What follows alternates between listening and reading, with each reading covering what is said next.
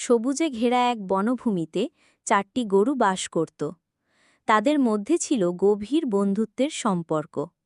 তারা একসঙ্গে খেত, একসঙ্গে ঘুমাত আর একে অন্যের খেয়াল রাখত।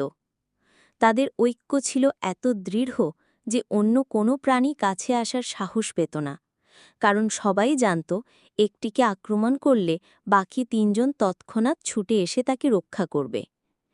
একদিন এক ধূর্ত বাঘ তাদের এই মিলেমিশে থাকা জীবন লক্ষ্য করল। সেই বুঝল তারা যতক্ষণ ঐক্যবদ্ধ ততক্ষণ পর্যন্ত তাদের ক্ষতি করা সম্ভব নয়।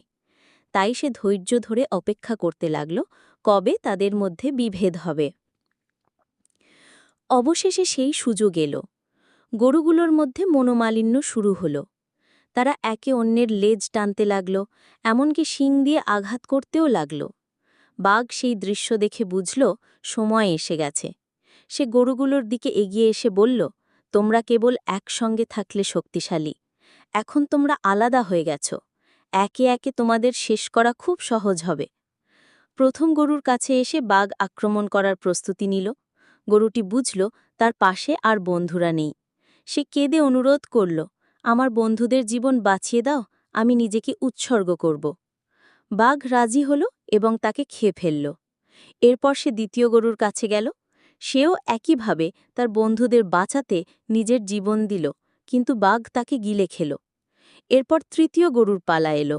সে দৌড়ে পালানোর চেষ্টা করল, লুকোতে লাগল, কিন্তু শেষ পর্যন্ত বাঘ তাকে ধরল এবং খেয়ে ফেলল। অবশেষে একমাত্র গরুটি রইল। বন্ধুদের হারিয়ে সে ভেঙে পড়েছে। পালানোর কোনো উপায় নেই। বাঘ এসে গর্জে উঠল এবং বলল, তোমাদের মধ্যে বিভেদই তোমাদের। সবুজে ঘেরা এক বনভূমিতে 4টি গরু বাস করত। তাদের মধ্যে ছিল গভীর বন্ধুত্বের সম্পর্ক।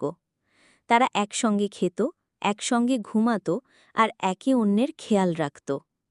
তাদের ঐক্য ছিল এত দৃঢ় যে অন্য কোনো প্রাণী কাছে আসার সাহস পেত না, কারণ সবাই জানত একটিকে আক্রমণ করলে বাকি 3জন তৎক্ষণাৎ ছুটে এসে তাকে রক্ষা করবে। একদিন এক ধূর্ত বাঘ তাদের এই মিলেমিশে থাকা জীবন লক্ষ্য করল।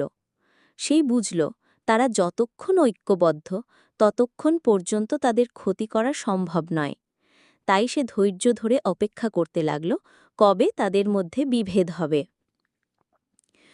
অবশেষে সেই সুযোগ এলো। গরুগুলোর মধ্যে মনোমালিন্য শুরু হল। তারা একে অন্যের লেজ টানতে লাগল, এমনকি শিং দিয়ে আঘাত করতেও লাগল। বাঘ সেই দৃশ্য দেখে বুঝল সময় এসে গেছে। সে গরুগুলোর দিকে